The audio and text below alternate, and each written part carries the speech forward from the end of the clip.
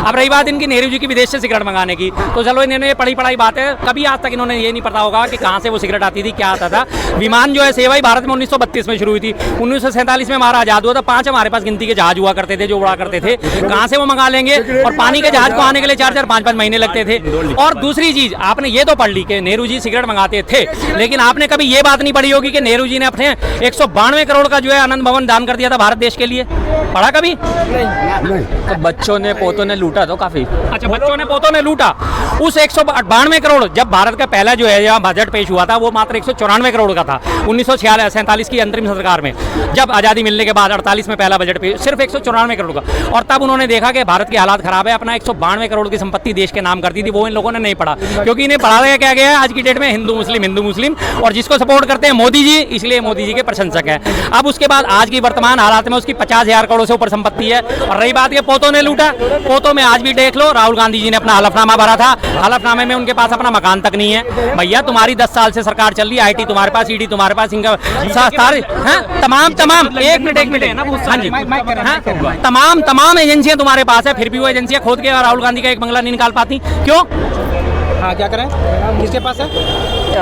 घूम फिर के अभी केजरीवाल जी जेल गए थे। अब सुनो तो अभी सर मैं बता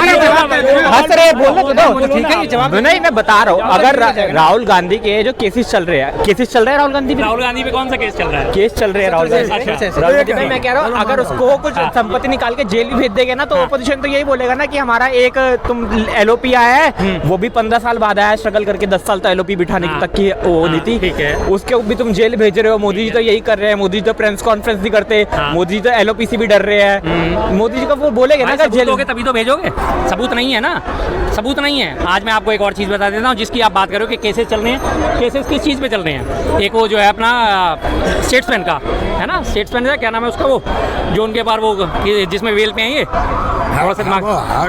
हेराल्ड, नेशनल हेराल्ड वाले पे पिछले 10 सालों से लगातार केस चला रहे हैं। हर बार केस में क्या होता है, डेट पड़ जाती है। अब डेट क्यों पड़ जाती है? क्योंकि इन्हें मुद्दा गरमाए रखना है, ना इनके पास कोई सबूत है, ना इनके पास कोई तथ्य है, ना इनके पास कोई तर्क है। हर बार कोर्ट में जाते हैं, एक डेट लेके आ जाते हैं, लेकिन जनता में क्या दिखा देते हैं, माँ बेटा बेल पर है, माँ बेटा बेल पर। अरे भैया, अगर तुम्हें फैसला करना है, 10 सालों से सरकार तुम्हारी, कोर्ट तुम्हारे, सब कुछ तुम्हारा, फैसला क्यों नहीं करवाते? नहीं करवा सकते, करवाएंगे तब जब कुछ होगा, तभी तो करवाएंगे, जब है ही नहीं कुछ तो घर नहीं है। फिर भी राहुल गांधी भारत जोड़ो यात्रा में बर्बेरी की 40-50,000 अराउंड इतना ही प्राइस था, वो टी-शर्ट पहन के घूम रहे थे। अच्छा, नहीं ये तो पाया जाएगा ना, या तो दो ही चीज हो सकते हैं, या तो बर्बेरी की टी-शर्ट होगी या चांदनी चौक की टी-शर्ट होगी, दो ही चीज हो रहा है। अब चांदनी चौक की तो होगी नहीं ना, इतना तो मानते हैं ना। क्यों मानते हैं? चांदनी चौक की क्यों नहीं हो सकती? तमाम लोकल ब्रांड का, यहाँ पे बड़े बड़े ब्रांड्स का, तमाम बड़े बड़े ब्रांड्स का वो मिलता है। और दूसरी बात, 40,000 की चलो मिल गई मेरे, सुनो अरे सुनो मेरी बात, मैं डेली आता हूँ, मैं इसमें क्यों इनकार करूँ, मैं आता हूँ, डेली आता हूँ। अब अगर मैं 40-45,000 की उसने टी-शर्ट पहन ली, 40-45,000 की टी-शर्ट पहन ली उन्होंने, तो भाई फर्क क्या पड़ा? सांसद हैं, 1.5 लाख से ऊपर तनख्वाह मिलती है, एक टी-शर्ट पे 40,000 खर्च कर दिए तो क्या हो गया, ये बता दो। और अब अगर इसी बात को कंपैरिजन करते तो मोदी जी भी तो 10 लाख का सूट पहनते हैं, क्यों पहनते हैं? तो बोला थोड़ी देर पहले ये स्टेटमेंट तो थी कि मोदी पहनते हो। आप इन चीजों पे उंगली उठा के क्या साबित करना चाहते हो यार? क्या साबित करना चाहते हो कि अगले ने 40,000 की टी-शर्ट पहन ली तो गलत कर लिया, मोदी 10 लाख का सूट पहने तो वो सही है? थोड़ा टॉपिक छट के बात को कंक्लूड करता हूँ। मेरा कंक्लूजन ये है कि मैंने इन अंकल की रील देखी थी, ठीक है, मैं बता रहा था, जो महाकुंभ को क्रिटिसाइज कर रहे थे ना कि डेटा वो 66 करोड़ का फेक है, उस साइड ही कर रहे थे शायद आप।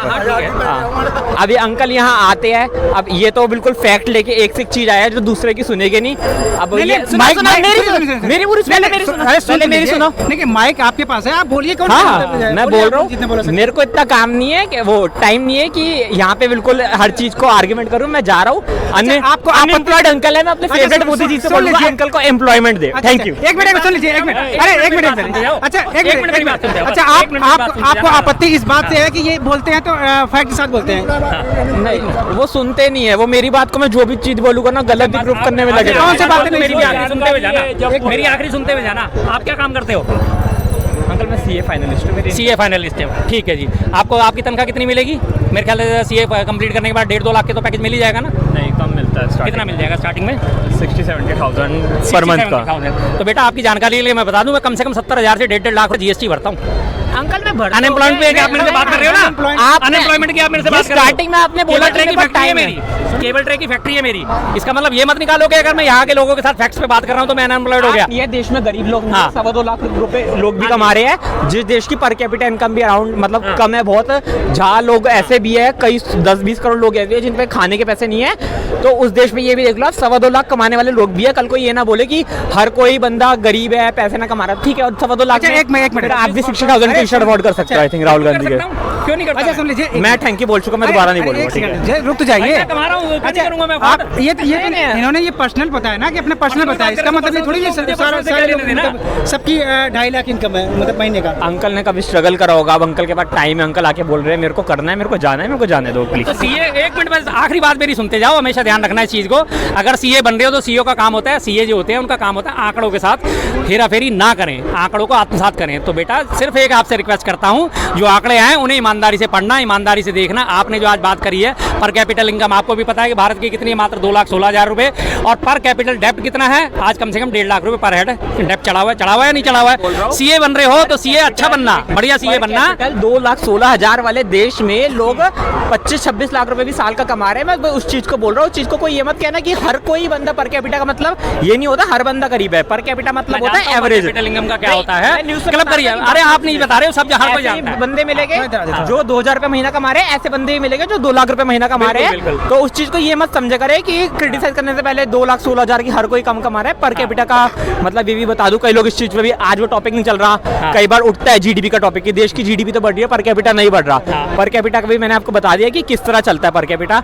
इस कटिंग को बाद में आप यूज कर सकते हो जब पर कैपिटा का मुद्दा गर्म होगा देश में, अभी तो कोई और मुद्दे गर्म चल मान रहे लेते हैं आपकी बात। अब आपने जीडीपी का तो बढ़ाने का काम कर दिया, जीडीपी बढ़ाने के लिए कितने 10-12 जो है औद्योगिक घराने, उनके हिसाब से उनका तो वेल्थ बढ़ता जा रहा है, और उसको आप बाकी लोगों के साथ मर्ज करके जब चलते हो तो पर कैपिटल इनकम कहाँ बढ़ रही है? मेरे परिवार में एक बंदा तो 2.25 लाख रुपए कमा रहा है और एक बंदा 25,000 रुपए कमा रहा है, दोनों की मिला के अगर बांटोगे, डिवाइडेड बाय 2 करोगे तो 2.25 लाख ही आएगा ना पर हेड। लेकिन एक 25,000 का, तो उस चीज की तो मैं बातें उठाता हूँ हमेशा। आइडियोलॉजी की चीज पता होती है कि ना, लेफ्ट राइट। हाँ जी, लेफ्ट में क्या होता है, कम्युनिस्ट, मतलब हर कोई बराबर। अगर हर कोई बराबर हो जाएगा ना तो देश चल ही नहीं सकता। अगर हर कोई बराबर हो जाएगा, यहाँ पे खड़े होने वाले भी 2 लाख कमाएंगे और रेडी लगाने वाला भी 2 लाख कमाएगा, तो रेडी क्यों लगाएगा? वो काम कौन करेगा?